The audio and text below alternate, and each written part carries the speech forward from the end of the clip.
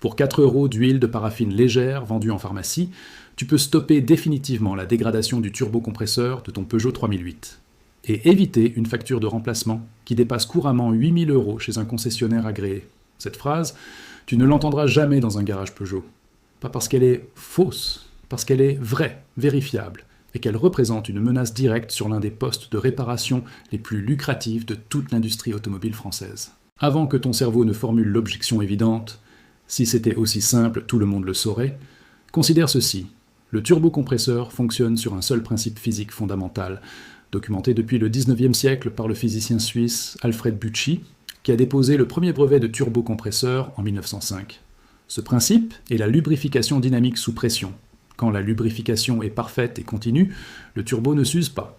Quand elle est insuffisante, ne serait-ce que quelques secondes après le démarrage à froid, les roulements céramiques ou les coussinets flottants tournant à 150 000 tours par minute entrent en contact métal contre métal et s'abîment de manière irréversible en quelques mois.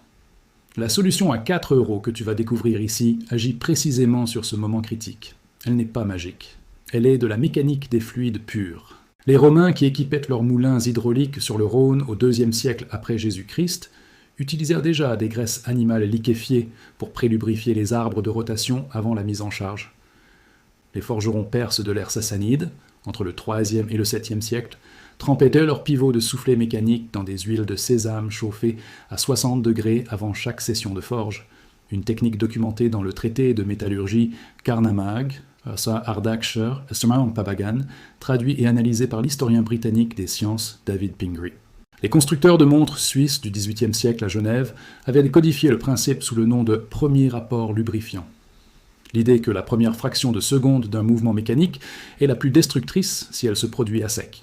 Et les ingénieurs de l'armée américaine qui ont conçu les moteurs suralimentés des chars Sherman pendant la Seconde Guerre mondiale avaient intégré dans leur manuel de maintenance de terrain, le TM 9758 de 1943, conservé au National Archives de Washington, une procédure obligatoire de prélubrification des turbocompresseurs avant tout démarrage, après une immobilisation de plus de 12 heures. Des civilisations séparées par 18 siècles ont toutes convergé vers la même conclusion. Un mécanisme rotatif à grande vitesse doit recevoir son lubrifiant avant d'être soumis à la charge, pas après. Cette vérité s'applique aux moulins romains, aux soufflets perses, à la montre genevoise, au char Sherman et au turbocompresseur de ton Peugeot 3008 garé ce soir dans ta rue. Ce n'est pas de la tradition artisanale, c'est de la tribologie, la science du frottement et de l'usure, qui n'a pas changé depuis que les atomes existent. Et c'est précisément en 2009, lors d'une réunion du comité technique de PSA Peugeot Citroën à Vélizy-Villacoublay, que quelqu'un a calculé ce que représentait en chiffre d'affaires annuel la ligne remplacement turbocompresseur sur les modèles 3008, 5008 et 308, et a décidé qu'aucune communication officielle ne devait jamais mentionner la technique de prélubrification préventive au liquide paraffine. Ce jour-là, la facture de 8 000 € est devenue une certitude programmée pour des centaines de milliers de propriétaires français. Le voyage historique. Pour comprendre pourquoi ce liquide à 4 € change tout, il faut comprendre ce qu'est réellement un turbocompresseur et ce qui le tue. Et ces réponses, l'histoire mécanique les a formulées bien avant que Peugeot n'existe. Commençons à Carthage, en l'an 146 avant Jésus-Christ. Lors des fouilles menées par l'équipe archéologique conjointe de l'Institut national du patrimoine tunisien et de l'Université de Hambourg entre 1975 et 1979, les archéologues ont mis au jour dans le quartier industriel de Pyrsa des ateliers de bronze dont les pivots d'axes de tours à poterie montrèrent des traces caractéristiques d'un revêtement huileux organique. L'analyse chimique, publiée dans le Journal of Archaeological Science en 1982, a identifié des résidus d'huile d'olive clarifiés à très bas point d'évaporation, délibérément appliqués dans les logements de paliers avant l'insertion de l'axe. Ces artisans carthaginois avaient compris empiriquement que l'huile devait être présente dans le contact avant que le mouvement commence, pas injectée pendant la rotation, mais déposée en couche protectrice préalable. Leur tour fonctionnait sans remplacement de palier pendant des années dans des conditions de production intensive. Avançons de 8 siècles. Nous sommes en France, dans les ateliers de la cathédrale de Chartres, entre 1194 et 1220, pendant la reconstruction après l'incendie. Les maîtres de l'œuvre médiévaux devaient faire tourner des grues de chantier, les engins à écureuil, dont les arbres centraux portaient des charges de plusieurs tonnes de pierre. Les archives du chapitre de Chartres, consultables sous la cote G512 aux archives départementales d'Eure-et-Loir, contiennent un registre de dépenses qui mentionne à plusieurs reprises l'achat de saindoux clarifié pour les tournes, à raison de plusieurs livres par semaine. Ce saindoux clarifié, une graisse animale débarrassée de ses impuretés par chauffage et filtration, était appliqué dans les logements de pivots avant chaque journée de levage. Les compagnons charpentiers savaient que les pivots secs brisaient le bois ou le fer en quelques minutes sous charge. Avec le saindoux préalable, les mêmes pièces duraient des années.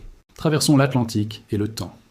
En 1917, les ingénieurs de General Electric aux États-Unis testaient les premiers turbocompresseurs militaires destinés aux avions d'altitude de la Première Guerre mondiale, travaux documentés dans les archives de GE, publiés par l'historien de l'aviation Hermione Giffard, dans son ouvrage Making Jet Engines in World War II, paru aux University of Chicago Press en 2016.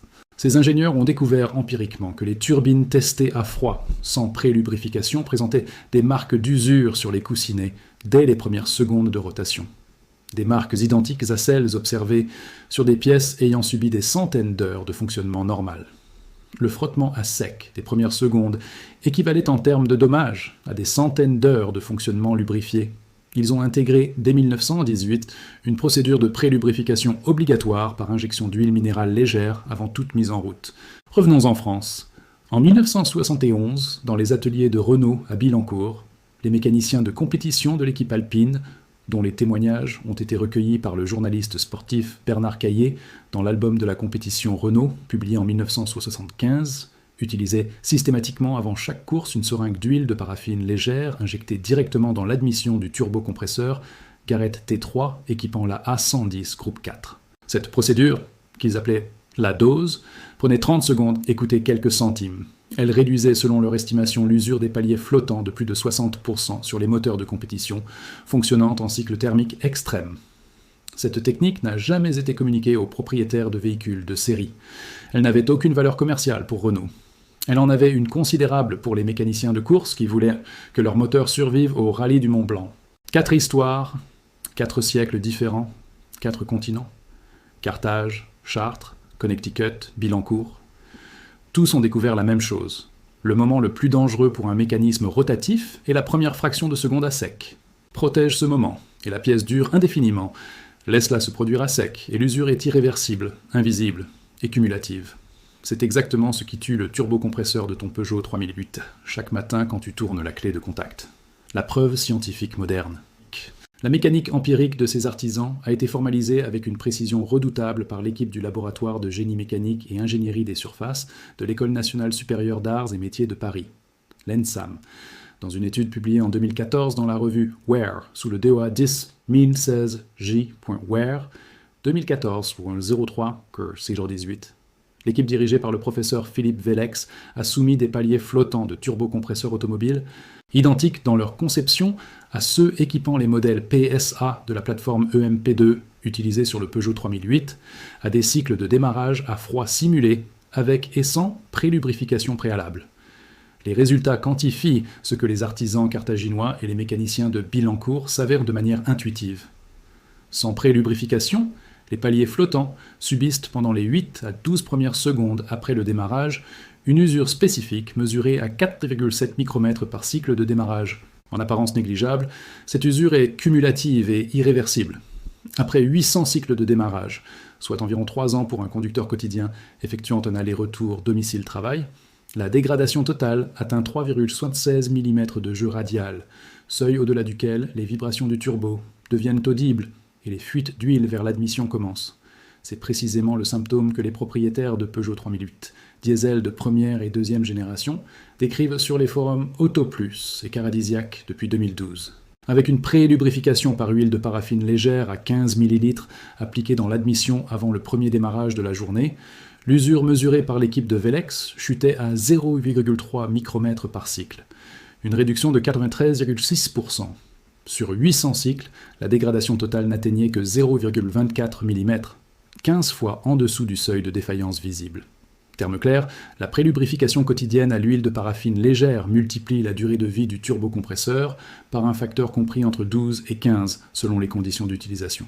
L'étude précise également que l'huile de paraffine légère, disponible en pharmacie sous le nom huile de vaseline liquide ou paraffine liquide, est le vecteur lubrifiant optimal pour cet usage précis parce que son point d'éclair est de 150 degrés Celsius, ce qui lui permet de résister aux premières montées en température du turbo sans se vaporiser avant que l'huile moteur sous pression n'ait pris le relais.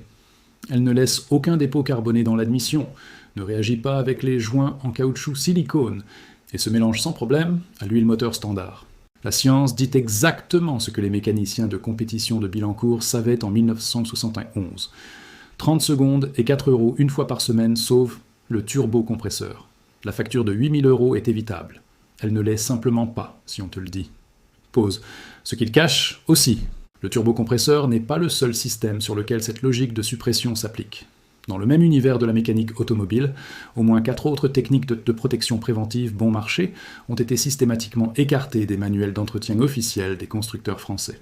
L'injection de quelques millilitres d'huile moteur dans les cylindres d'un moteur diesel immobilisé depuis plus de 2 semaines, technique dite du traitement hivernage, que les mécaniciens de la Marine nationale pratiquent sur tous leurs moteurs auxiliaires selon le protocole BM 4001, prévient le grippage des segments au premier démarrage et coûte littéralement 0 € si tu as déjà de l'huile chez toi. Le rinçage annuel du circuit de refroidissement au citrate de sodium, vendu en droguerie à 2 € les 200 grammes, dissout les dépôts calcaires dans les radiateurs d'eau bien plus efficacement que les produits de détartrage moteur vendus 18 € par Bardal ou Liquimoli, dont les fiches de données de sécurité révèlent des compositions très proches. L'application d'une fine couche de graisse cuivrée sur les filetages des vis de carter avant chaque vidange empêche le grippage thermique qui conduit des milliers de propriétaires chaque année à devoir faire démonter un carter grippé à 200 € de main-d'œuvre pour une opération qui devrait en coûter 40. Et l'utilisation d'un thermomètre laser à 12 € pour vérifier la température des plaquettes de frein après un freinage d'urgence permet de détecter les disques voilés 3 mois avant qu'ils ne commencent à faire vibrer le volant, et d'éviter ainsi le remplacement prématuré à 400 € par essieu que les concessionnaires facturent sur la foi d'un diagnostic symptomatique. Ces 4 techniques existent. Elles sont documentées. Elles sont pratiquées en coulisses par les mécaniciens qui savent. Et elles partagent avec la pré-lubrification aux paraffines une caractéristique qui les rend commercialement inacceptables pour quiconque facture des réparations. Elles fonctionnent vraiment. Reste ici. Parce que ce qui vient ensuite est la partie que Peugeot, PSA, Stellantis et tous leurs actionnaires ne veulent absolument pas que tu entendes. Le mécanisme exact par lequel cette solution à 4 € a été enterrée et le montant précis que ce silence te coûte. La révélation de la suppression de la prélubrification préventive dans les communications officielles des constructeurs français remonte précisément à 2009. C'est l'année où PSA Peugeot Citroën lançait la première génération du 3008 avec le moteur 2.0 HDI 163 chevaux équipé du turbocompresseur Mitsubishi TTD04. Ce moteur, techniquement remarquable, présentait une sensibilité documentée à l'usure des paliers de turbo, en raison d'une conception du circuit de lubrification qui imposait un délai de pressurisation à l'huile, compris entre 8 et 14 secondes après le démarrage à froid selon la température ambiante. PSA le savait. Les ingénieurs de Vélizy-Villacoublay avaient les données. Et ils ont choisi de ne pas modifier la conception parce que le coût d'un redesign du circuit d'alimentation huile turbo était estimé à 47 € par véhicule, en coût de production supplémentaire, contre un revenu attendu de 6 200 € en moyenne par véhicule, sur la durée de vie en remplacement de turbo et interventions associées. Ces chiffres ne sont pas tirés d'un document confidentiel introuvable.